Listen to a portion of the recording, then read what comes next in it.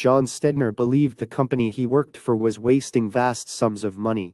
To reap these savings, a big process shift would be required, and for that shift to occur, he knew that he'd have to convince his bosses.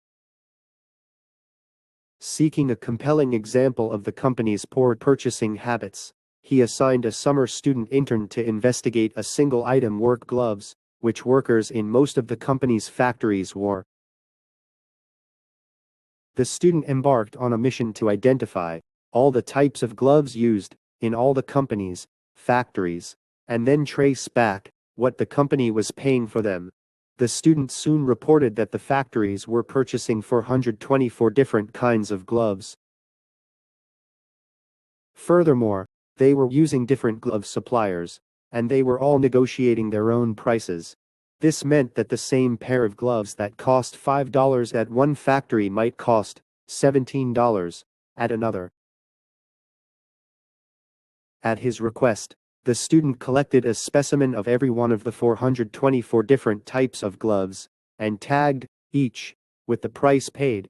Then all the gloves were gathered up, brought to the boardroom, and piled up on the conference table.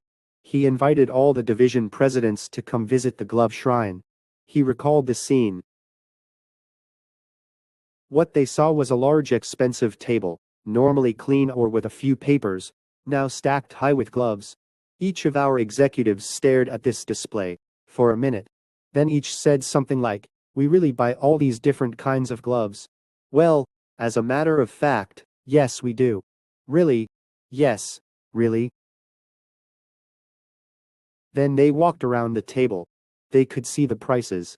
They looked at two gloves that seemed exactly alike, yet one was marked $3, and the other $10. It's a rare event when these people don't have anything to say. But that day, they just stood with their mouths gaping. The gloves exhibit soon became a traveling road show, visiting dozens of plants. The reaction was visceral. "This is crazy. We're crazy. And we've got to make sure this stops happening." Soon he had exactly the mandate for change that he'd sought. The company changed its purchasing process and saved a great deal of money.